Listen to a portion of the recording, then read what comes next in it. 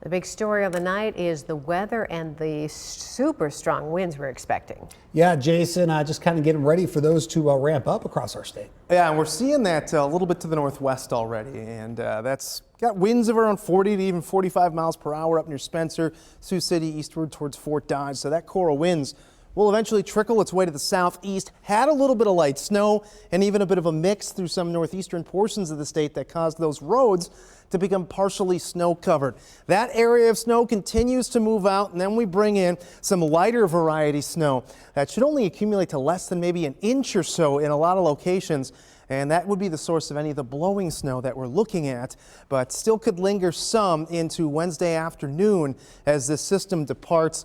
And then as we head into Thursday, our next Clipper system arrives, and you can see fairly widespread areas of snow that'll be pushing their way on through. Could see some spots accumulate 2 to maybe 4 inches of fresh snowpack there. And then even as we head in towards Saturday, we'll have yet another snow chance. So here's a look at the initial snow we'll get from the Clipper that's moving through right now. Most spots, if not all spots, an inch or less, and some well under an inch, especially as you get a little bit further to the southwest towards the metro.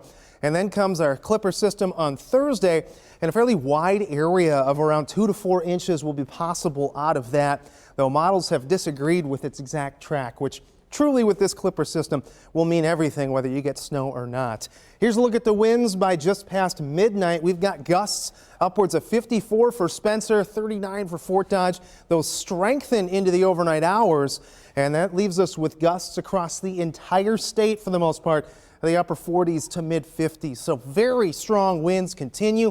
By 6:30 as you head off to work, we're still seeing winds of around 40 to 50 miles per hour, and those don't really taper back until after the noon hour or so.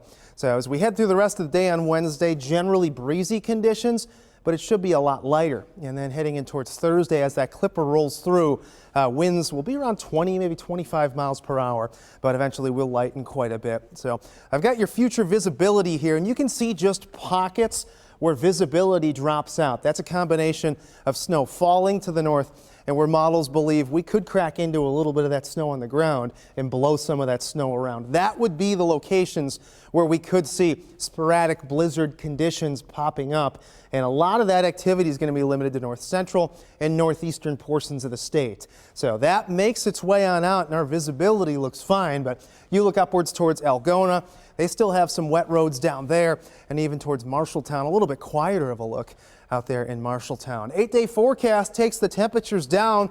We get that Clipper system leaving us tomorrow, and then the secondary Clipper system leaving. That's going to punch that temperature back down. More snow on the way for Saturday as temperatures plummet. We're at 6 below Sunday morning.